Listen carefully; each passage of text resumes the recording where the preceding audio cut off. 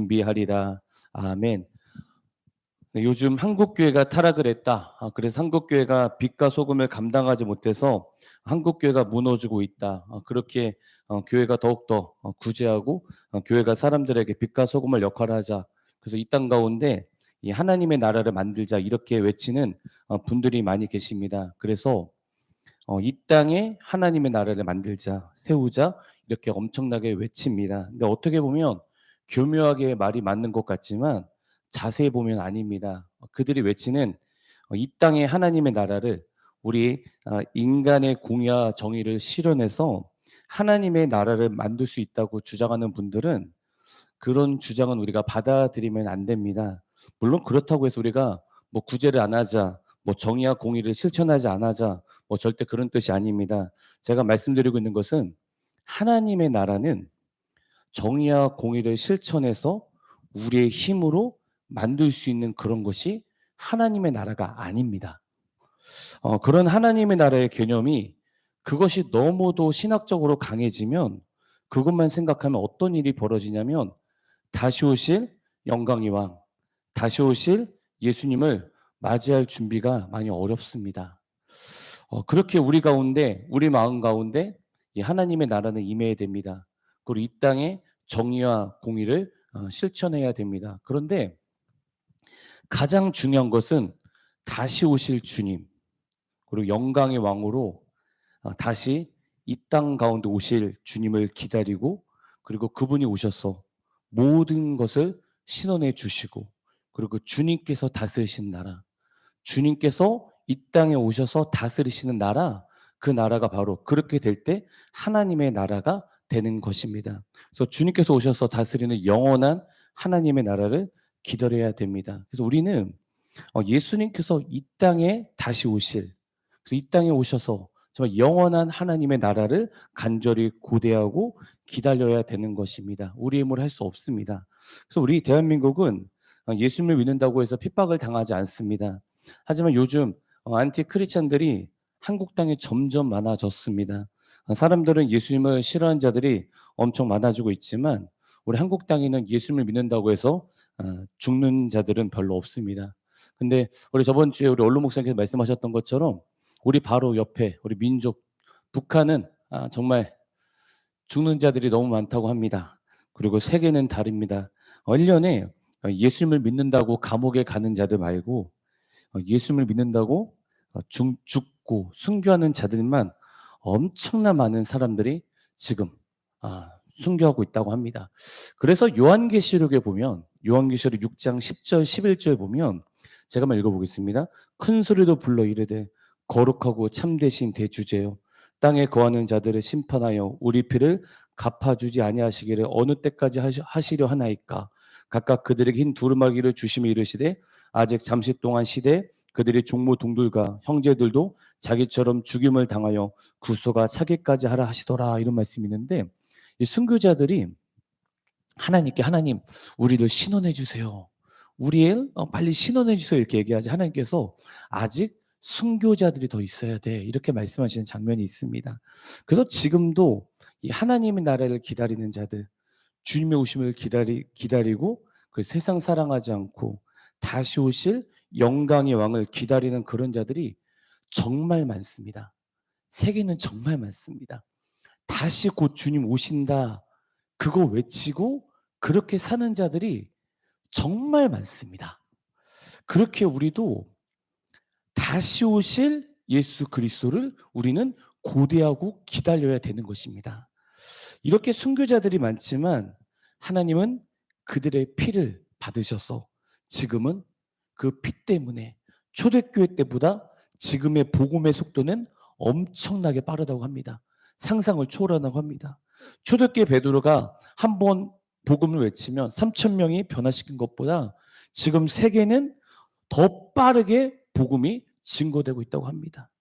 예수님께서 꿈속에서 환상 속에 나타나셔서 한 번도 복음을 들어보지 못하는 자들이 나타나셔서 지금 세계는 엄청난 많은 자들이 예수님을 믿고 있습니다. 이란에 태어나서 무슬림 가족에 태어나서 지금 한국에 와서 어느 교회 아랍어 목사로 섬기시는 분과 예전에 대화를 나눈 적이 있었습니다. 환상 속에 예수를 만나서 예수를 영접했다라는 것을 직접 들은 적이 있습니다. 또 이런저런 선교사님들의 간증 이야기 들으면 상상을 초월합니다. 우리 이런 것을 보면서 우리 주님 반드시 이 땅에 다시 오십니다. 여러분 이슬람 나라 중에 제가 예전에 터키를 가본 적이 있었습니다. 근데 호텔에서 잠을 자는데 좀 아침에 이상한 소리가 들립니다. 아젠 소리죠. 창문을 열어보니까 모든 남자들이 나와서 알라를 향해 절을 하고 있습니다. 제가 지금 또 파키스탄에 가본 적이 있었는데 파키스탄에 가다가 버스를 타고 왔는데 갑자기 아젠 소리, 이상한 소리가 나더니 갑자기 고속도로에서 차를 멈추더니 알라를 향해서 절을 하는 그런 모습을 보았습니다. 하루에 5번씩 그렇게 거짓된 알라를 향해서 절을 하는 그런 모습, 그런 자들 속에 예수님께서 그들에게 나타나셔서 내가 예수다. 내가 구원자다라고 지금도 엄청나게 많은 사람들이 예수를 믿는다고 합니다. 제가 예전에 설교했을 때 이런 얘기를 나눈 적이 있었습니다. 한 이슬람에 대해 나눈 적이 있었죠. 어느 청년이 꿈을 꿉니다. 근데 그 꿈은 예수님을 만난 꿈이었습니다. 근데 그 나라에선 예수를 믿으면 안 되었어요. 그래서 몰래 자기 친구한테, 가장 자기 친한 친구한테 나 어제 예수님을 만나는 꿈을 꿨어. 그분이 구세주야라는 이야기를 합니다. 그러자 그 친구가 들었던 친구가 이야기합니다. 나도 똑같은 꿈을 꿨는데. 그러자 그 친구도 똑같은 꿈을 꿉니다. 그런데 그 친구가 다른 친구한테 얘기하자 그 친구가 똑같은 꿈을 20명이, 10명이 넘는 친구가 꿈을 꾸었고 그리고 그곳에 예수를 믿는 자들이 많아지고 있다는 것을 저는 선교사님들 들어본 적이 있습니다. 여러분, 지금은 정말 하나님께서 선교사님들을 통해서 역사하시고 또 하나님께서 초월적인 방법으로 많은 자들이 주님께 돌아오는 이런 시대입니다. 주님 곧 오실 날이 멀지 않은 시대를 우리는 살고 있습니다. 그러나 반대로 사탄도 마지막 때라는 것을 알기에 엄청나게 역사하고 있습니다. 세계는 동성애 그리고 종교일치 등 하나님이 싫어하는 것을 하고 그런 법을 통과하고 있습니다. 여러분, 동성애법은 인권의 존중을 말하고 있는 것이 아닙니다. 교회에 대한 핍박을 예고하고 있는 것입니다. 동성애가 합법화되면 성경은 부분적이 돼 버려요. 왜요? 성경에는 동성애가 죄라고 나오는데 인권을 존중해 주는 법이 아니에요. 동성애 합법화되면 교회에 핍박이 올 걸 우린 예고하고 있어야 됩니다.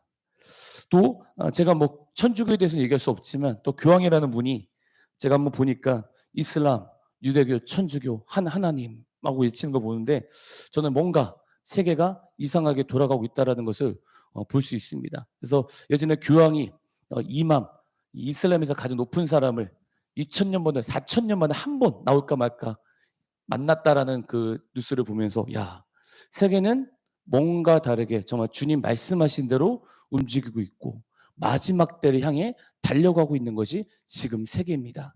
또 그래서 우리는 이걸 보면서 더 간절히 외쳐야 될 건 예수 그리스도를 통해서만 구원이 있다는 것을 더 확실히 마음속에 간직해야 되는 것입니다. 또 저번에 얘기했던 것처럼 요즘 메타버스라는 것을 여러분 뭐 처음 들어볼 수 있는데 추상을 의미하는 메타, 현실 세계를 의미하는 유니버스 합성어인데 정말 난리죠. 저번에 얘기했지만 이제 교회 안에서도 메타버스가 들어옵니다. 들어온 데도 있고요. 그래서 이 메타버스 들어오면 아이들 예배 나와서 현장에 나와서 예배 드리는 것에서 관심 없습니다. 이제 아이들이 집에서 예배 드리고 자기 아바타 가지고 예배를 드립니다. 그래서 하나님께서 말씀하신 모여서 예배를 드려야 된다는 그것을 망각하면서 살게 될 것입니다. 여러분, 세계는 달라요. 세계는요, 진짜 어려운 땅일수록 예수를 믿는 땅일수록 더욱더 모이기 힘쓰고요. 더욱더 모여서 기도하고 있어요. 근데 우리 한국은 좀 달라요. 마음껏 자유가 있으니까 어떻게 하면은 아이들에게 복음을 전할까 하면서 아바타, 메타버스로 하고 있는 자들이 많은 것 같은데 제가 봤을 땐 분별이 필요하지 않을까라는 이런 생각을 조금 하고 있습니다. 그래서 이럴수록 우리는 더 모이고 더 모여서 기도해야 되고 더 주님께 가까이 가야 되는 것입니다. 우리는 이것을 보면서 주님 오시기가 멀지 않았다는 징조를 우리는 볼 수 있습니다. 언제 예수님이 다시 오실지 모르지만 지금 한국 땅뿐 아니라 세계 곳곳의 소식을 들어보면 주님 오시기가 멀지 않았다라는 것을 우리는 생각할 수 있습니다. 그런데 우리가 이런 상황 속에서 뭐 아무것도 안 하지 이런 뜻이 아니라 이럴수록 우리는 더욱더 주님의 오심을 준비해야 된다라는 것입니다. 그러면 어떻게 주님의 오심을 준비하는지 오늘 아까 마태복음 읽었던 본문을 통해서 하나님의 말씀을 증거하고 싶습니다. 아까 마태복음 2장 1절 2절을 읽었는데 이 2장 1절에 이렇게 돼 있죠. 헤롯 왕 때 예수께서 유대 베들레헴에서 나심에 동방으로부터 박사들이 예루살렘 이르러 말하되 이렇게 있는데 동방 박사가 있었습니다. 그런데 지금 어느 땅이냐면 쿠르드라는 땅이 있습니다. 터키 옆에 쿠르드라는 땅이 있는데 그 땅 이란 옆이에요. 터키 이란 옆에 쿠르드라는 나라에서 동방의 박사들이 별을 보고 있습니다. 그리고 별을 보는데 반짝반짝하는 빛나는 곳으로 그곳을 향해 경배하러 가게 됩니다. 동방 박사들이 예수님께 경배하러 갑니다. 그런데 난리가 일어납니다. 마태복음 2장 3절입니다. 헤롯 왕과 온 예루살렘이 듣고 소동한지라. 동방 박사들이 예루살렘으로 예수님을 경배하러 가는데 예루살렘에 소동이 일어납니다. 마찬가지입니다. 우리가 예수님을 경배하러 간다면, 우리가 예수님을 잘 믿으려고 한다면, 다시 오실 예수님을 준비하고 살고 있다면 반드시 사탄의 역사는 시작됩니다. 방해가 있습니다. 우리가 예수님을 경배하려고 하는 그 순간부터, 그때부터 영적 전쟁은 시작이 되는 것입니다. 우리가 아무것도 안 하고 그냥 대충 교회만 대충 왔다 갔다 하고 그러면 사탄 역사하지 않아요. 근데 우리가 더욱더 주님 오심을 기다리고 예수 그리스도 오심을 기다리면서 내가 예수 그리스도를 믿겠다, 정말 그분을 진심으로 바로 섬기겠다, 이런 순간, 결단하는 순간부터 악한 세력들은 우리가 하나님께 가는 것을, 경배하는 것을, 다시 오실 주님을 예비하는 것을 싫어합니다. 그래서 어떤 방법으로도 우리를 경배하러 못하게 합니다. 그리고 그들은 우리를 유혹합니다. 악한 세력들의 방법이 있습니다. 아까 읽었던 마태복음 2장 7절입니다. 이에 헤롯이 가만히 박사들을 불러 별이 나타난 때를 자세히 묻고 가만히 몰래 우리를 유혹하려고 합니다. 여러분, 사탄은요 절대로 괴물처럼 나타나지 않습니다. 광명한 천사처럼 나타납니다. 그리고 은밀하게 몰래 가만히 유혹합니다. 여러분, 하하에게 뱀에 유혹했을 때 은밀하게 몰래 유혹했습니다. 이세벨이 나봇의 포도원을 차지할 때도 봐도 이세벨의 전략은 은밀하게 몰래 그런 전략적이었습니다. 그래서 여러분, 요즘 우리 한국에 가장 이슈되고 있는 이단이 신천지 아닙니까? 신천지. 교회를 초토화시켜 버리잖아요. 교회 몰래 와가지고 예배 잘 드린 척하면서 한 사람 성도를 몰래 빼가잖아요. 몰래 유혹하면서. 왜 그래요, 여러분? 사탄의 전략이에요. 사탄의 전략. 그렇게 우리는 하나님께 나아갈 때 진짜 분별력이 필요합니다. 그 분별력은 하나님께서 주시는 것입니다. 은밀하게 몰래 유혹하는 정체를 발견하고 분별하기 위해서는 하나님의 인도하심을 받아야 됩니다. 그래서 지금은 정말 분별할 때입니다. 그래서 하나님께, 하나님 지혜와 계시형을 부어달라고 우리는 간절히 기도해야 되는 것입니다. 하나님께 기도할 때, 하나님 우리 가정 가운데, 하나님 저 가운데, 하나님 우리 교회 가운데, 우리 교인들 가운데 지혜와 계시형을 부어주셔서 하나님을 진짜 알게 하시고 저에게 분별의 은사를 부어주시옵소서라고 여러분 기도해야 됩니다. 여러분, 화폐, 진짜 화폐를 감별하는 사람은 다른 거 보지 않는다고 합니다. 진리만 본다고 합니다. 진짜 돈만 본다고 합니다. 우리도 마찬가지로 진짜 예수 그리스도를 만나면 어떤 것도 분별할 수 있습니다. 여러분, 하나님께 지혜와 계시형을 부어달라고 기도하시면서 진짜 분별하시는 여러분 되기 주 이름으로 축원합니다. 다시 마태복음 2장 12절 보면 제가 읽어보겠습니다. 그들은 꿈에 헤롯에게로 돌아가지 말라 지시함을 받아 다른 길로 고국에 돌아가니라 있습니다. 동방 박사들이 꿈속에서 하나님의 인도하심을 받았습니다. 우리도 꿈속에서 인도하심을 받을 수 있다고 저는 믿습니다. 그렇지만 하나님, 저 가운데, 우리 가운데 지혜와 계시형을 부어달라고 기도하면서 정말 하나님 말씀을 읽고 말씀을 묵상하고 암송하고 읽으면서 주님을 사랑하면 하나님께서 우리의 말씀 가운데 우리를 인도하실 것입니다. 그래 우리가 더욱더 하나님 말씀과 가까이 해야 분별할 수 있는, 피할 수 있는 길을 갈 수가 있습니다. 이렇게 분별하게 되면 우리는 예수님을 더욱더 섬기게 되고 예수님을 더욱더 사랑하고 예수님의 다시 오심을 기다리게 됩니다. 여러분 예수님 사랑하십니까? 그러면 다시 오실 주님 기다립니다. 이거는 100%예요. 동방박사들 이제 예수 그리스도를 동방박사들 이제 기다렸던 예수님, 아기 예수님을 만났습니다. 그리고 동방박사들이 예물을 드렸습니다. 예수님께 경배하러 가서 예물을 드렸습니다. 2장 11절에 보면 그 예물은 황금과 유향과 모략이었습니다. 여러분 다 아시다시피 황금을 드렸다라는데 중근동 예법에는 이 왕 앞에 나아갈 때 두 가지 모습이 있었다라는 것입니다. 첫 번째 엎드려 절하는 것이고 두 번째 황금을 드렸다라는 것입니다. 그럼 이 동방박사가 이 아기 예수님께 황금을 드렸다는 것은 예수 그리스도는 왕이시다라는 것을 인정했다라는 것입니다. 여러분 이것처럼 우리가 정말 이 마지막 때 준비할 때 거는 예수님을 나의 왕, 나의 주라고 고백하고 그분을 왕으로 모시면서 살아야 된다는 것입니다. 왕으로 오시는 예수님을 고대해야 되는 것입니다. 그리고 내 생각과 내 마음이 있지만 주님께서 맞다고 하면 그 길을 가는 것이고 주님께서 아니라고 하면 그 길을 멈추고 왕의 명령을 따라야 되는 것입니다. 여러분 그것이 바로 왕을 모시는 것입니다. 예수님 나의 왕이십니다. 예수님 나의 주인이십니다. 이것이 아니라 모든 상황 속에서 모든 문제 속에서 하나님 정말 원하시는 것이 무엇입니까? 여쭤보고 내 생각과 전혀 다르게 하나님 말씀하시면 내 생각, 내 마음, 나의 모든 것도 포기하고 주님이 나의 왕이시기 때문에 내가 그 길 선택하겠습니다. 내가 그 길 따라가겠습니다. 여러분 이것이 바로 예수님을 나의 주라고 고백하는 것입니다. 그때 당시 예수님을 나의 주라고 고백하는 것은 죽는 거예요. 죽어요. 누가 진짜 주인이냐? 로마의 황제가 주인이냐? 예수 그리스도가 주인이냐? 이런 목숨 앞에서 죽음 앞에서 예수 그리스도가 나의 주인이십니다라고 고백하는 것이 바로 예수님은 나의 주인이십니다라고 살아가는 것입니다. 여러분 이렇게 살아가야 되는 것입니다. 그것이 바로 주님을 왕으로 모시는 것입니다. 두 번째 동방박사가 드렸던 예물이 유향입니다. 유향은 귀한 분, 지위가 높은 분에게 향료를 뿌려 드리는 일이었다고 합니다. 그리고 다른 곳에서는 유향은 제사장에게 드리는 예물이었다고 합니다. 그래서 칼빈은 유향은 그리스도인의 제사장권이라고 말하고 하나님과 우리 사이를 화목케 하신 제사장이심을 인정하는 것이라고 합니다. 여러분 그래서 유향을 드린 것처럼 제사장, 예수님을 제사장으로 인정해야 된다는 것입니다. 여러분 무슨 뜻입니까? 구약의 제사장이 무엇입니까? 제사장은 백성이 죄를 졌을 때 그 죄를 대신 하나님께 용서를 구했던 자가 바로 제사장이었죠. 그러면 예수님을 제사장으로 인정하는 것이 무슨 뜻입니까? 다른 거 없습니다. 예수님을 통해서만 구원을 이룰 수 있다는 사실을 꼭 믿어야 되고 그렇게 살아가야 된다는 것입니다.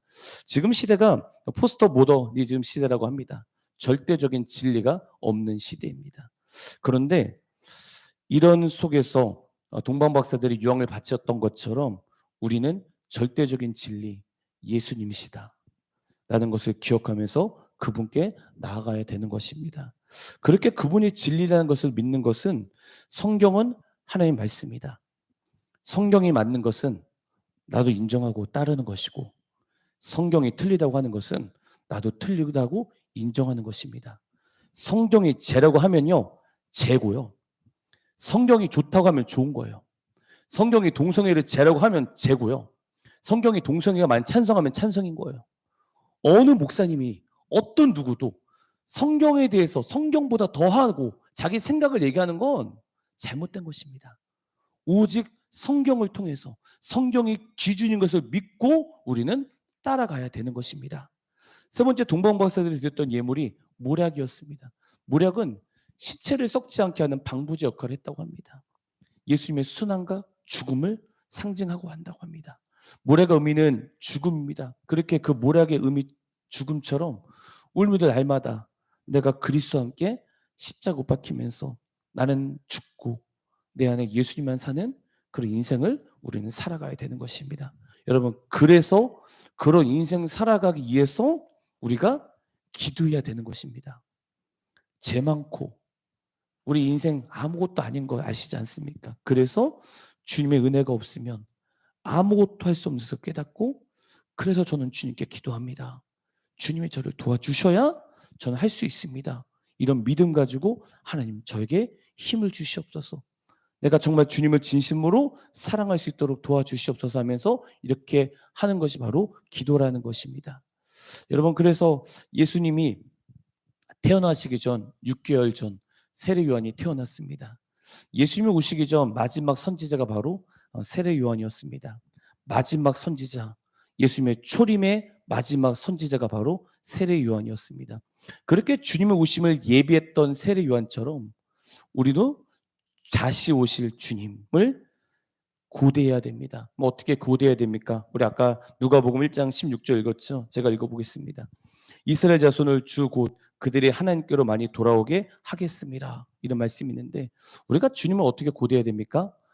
그것은 바로 오늘같이 안 좋은 어두운 시대 속에서 이 하나님께서 이 세례 요한에게 사명을 주셨는데 그 사명이 뭐냐면 바로 이스라엘 자손을 많이 하나님께로 인도하는 것이 바로 세례 요한의 사명이었습니다.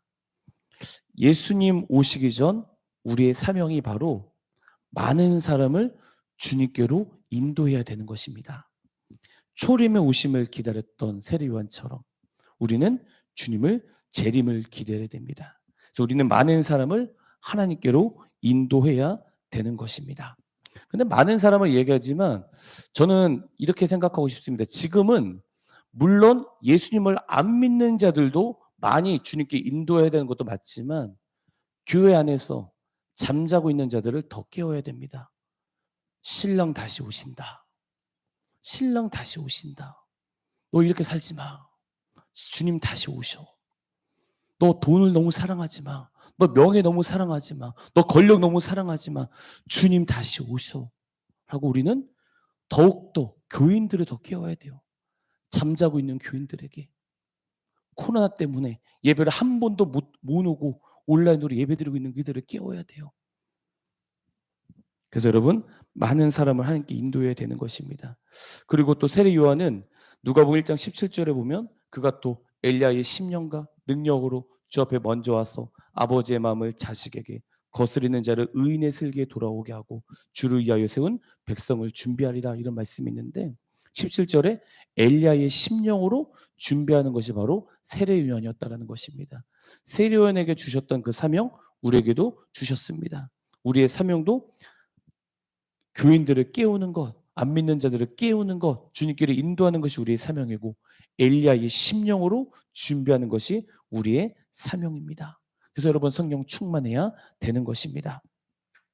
그리고 그 사명을 이루기 위해서는 우리는 먼저 하나님의 은혜를 받았으면 먼저 결단을 해야 되는데 바로 어떤 결단이냐면 누가복음 1장 15절에 보면 이는 그가 주 앞에 큰 자가 되며 포도주나 독한 술을 마시지 아니하며 이랬는데 포도주 독한 술을 마시지 아니하며 세례요한은 아버지에게 세례요한은 포도주 독한 술을 마시지 아니하며 결단하라고 합니다.